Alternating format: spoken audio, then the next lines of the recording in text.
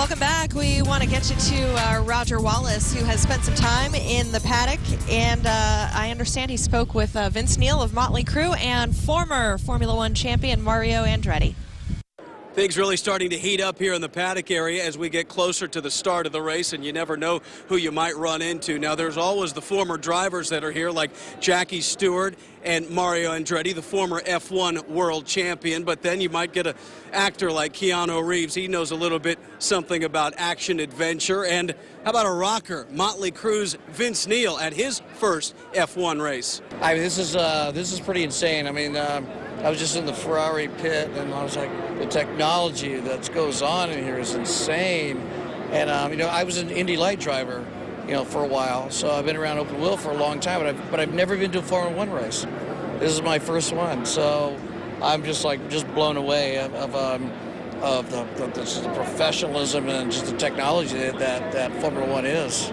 This is a sport that hasn't gotten a lot of traction in the U.S. How big do you think this Austin race is for the sport? God, I think if you just show up and come, I mean, I think you're going to be hooked. I mean, this track is the facility is just amazing here, and the cars are just. Once you look at one in real life, you go, man, that it looks speed, you know. When you have a fight that tight, you know, obviously the interest goes up tremendously.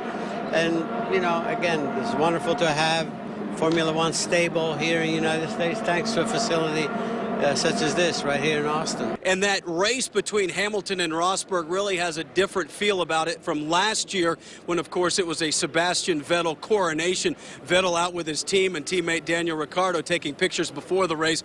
He doesn't figure to be a factor. He'll have to start in pit lane because he's on his 6th engine of the season. You're only allowed 5, so it should be interesting. Coming up, I'll be back a little bit later. We'll hear from Rosberg and Hamilton on what they do to get ready for the race. For now, in the paddock, I'm Roger Wallace. Back to you guys. All right, Roger, thank you very much. You know, we know that safety is always top of mind for Formula One drivers. And this year there was a tragic accident at the Japanese Grand Prix. French driver Jules Bianchi is still in the hospital. He suffered critical head injuries in this crash. His team, Marussia, held his car out of the Russian race in his honor, and in just the last couple of weeks, that team folded under severe financial pressures. This is really the first serious injury in Formula One since 2009. The FIA has announced the formation of an investigative panel to look into that crash to try to prevent it from ever happening again. We wanted to show you some of the safety measures already in place, and we're going to talk to our expert here, Biz, about that. John, obviously what happened with Jules Bianchi really shook up a lot of the drivers. Well, it's been 20 years since the death of Formula One driver, and many of this generation, both mechanics, engineers, and drivers, they've never experienced being at a Formula One event and someone being so severely injured. And what happened was there was a car that went off the track, and somehow cars that are off the track are like magnets because they will just somehow have other cars come towards them. This was in the wet. There may have been a flooded part of the track there. And when they were trying to remove that car, a crane was brought out, and all the safety barriers, all those things went away as soon as you introduce something like a crane sitting on the inside of the guardrail.